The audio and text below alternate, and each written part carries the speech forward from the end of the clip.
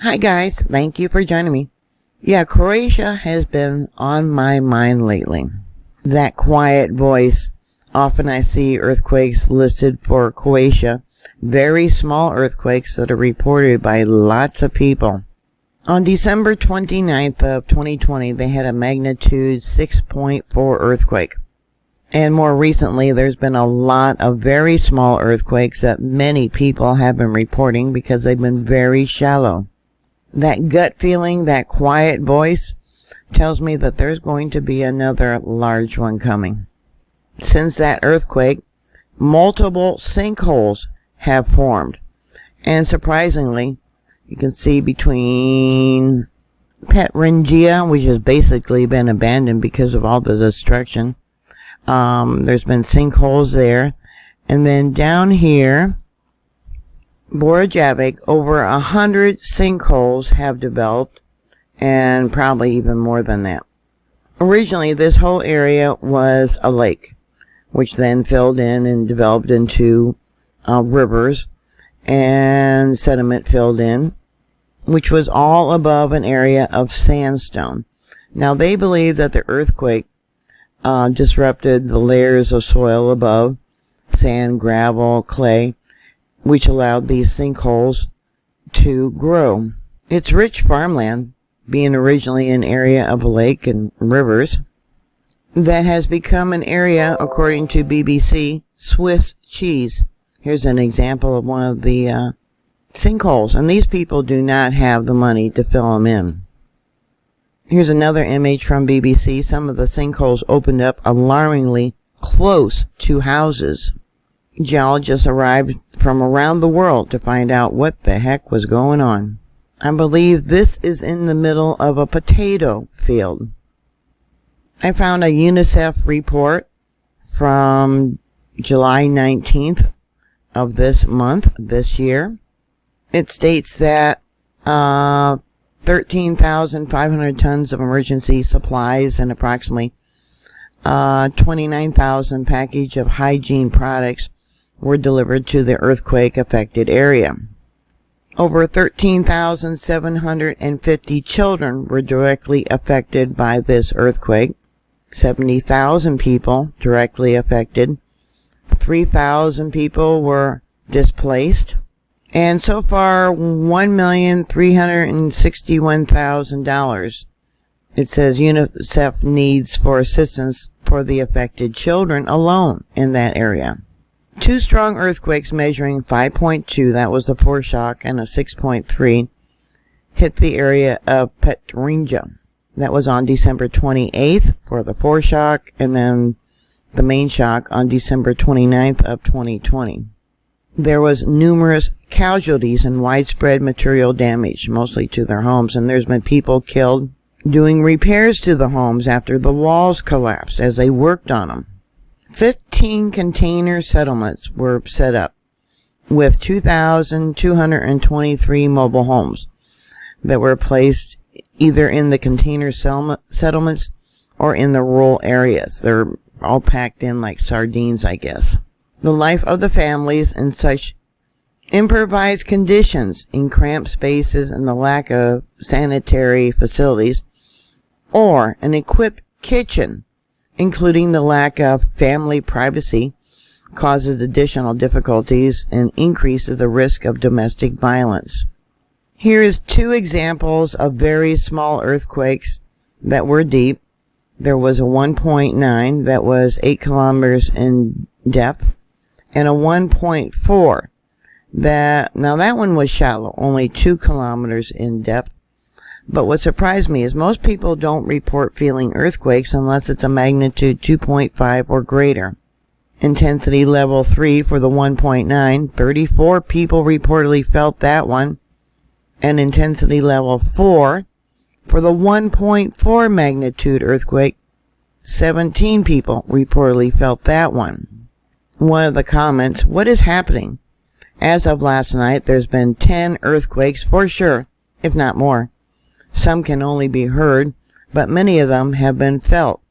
Now this is from yesterday, the 30th of this month.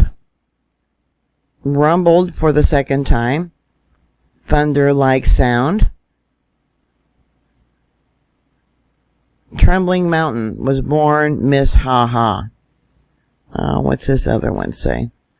They lined up today. This is not a good sign. It could be something very, very big. I agree. I think you got something big coming. What is this today? There were 5 of them.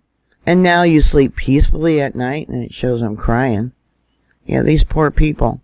Rumble and Cherry, that one says. Stronger. Said that one felt stronger.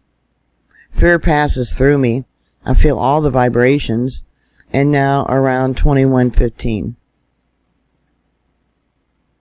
Some strange sound. DRM. These devices have been bothering you a bit lately. Whatever. Yeah, we can just imagine. Like a minor detonation. These poor people. Every one of these that I got marked out here have been felt by the people. 1.5, a 1.2, a 1.4. I only went back a couple days, a 1.1. Now, historically, let me come up over here.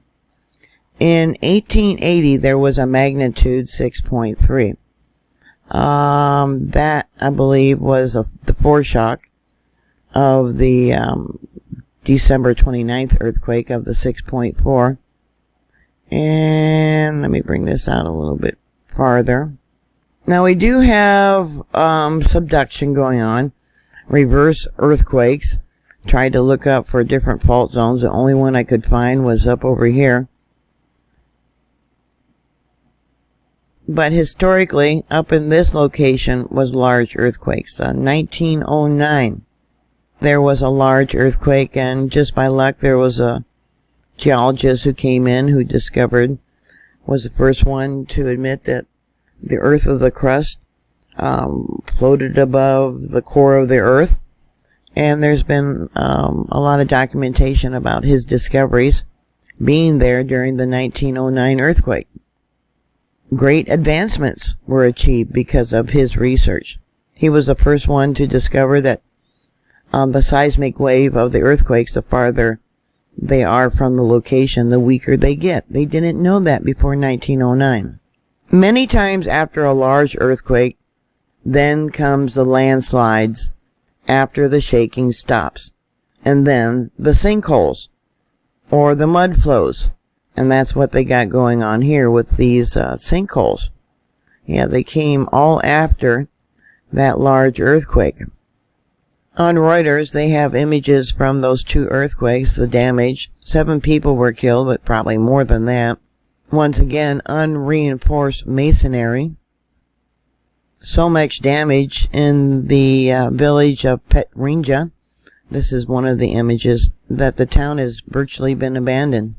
This here is from the New York Times of Petrinja.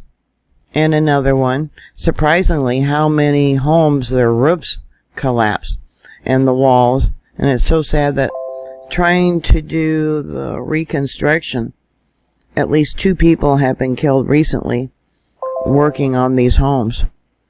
Down here on the bottom left is the location of that earthquake, and here's the town where they got all the sinkholes that have opened up, and the city has basically all been abandoned now. I mean, it was a thriving community at one time. Yeah, let me bring this over. You can see some of the areas where, yeah, there's nothing left. Now, that's according to what I've read of late, that the town is basically being abandoned. Looking around, it looks like right there is another area of probably 2 sinkholes, one there and one there. Looks like we got another one here in this field. And close to the same area, we got several here, another one there. Let me bring this out so you can see the location. It's close to the river. Yeah, they're saying it's like Swiss cheese there now. I don't know where they brought the temporary housing units. I have no idea. Another farming area. You can, see the sinkholes. There's one there. Looks like another one there. all close to the river. They think the flow of the water, the movement of the water under the ground, changed. And possibly from the collapse of these sinkholes or from the earthquakes. But because of the flow of the water, it is also creating more sinkholes. But they're still having multiple earthquakes every day. I certainly hope they don't have another large earthquake. But yeah, I'm sure people are on edge and they are aware and prepared best they can. Sending prayers. But that's been on my mind lately, and I always go by my gut feelings about stuff. If you have any thoughts or comments or questions, please put it down below. Sending prayers. Please stay safe, and I'll talk to you later. God bless you.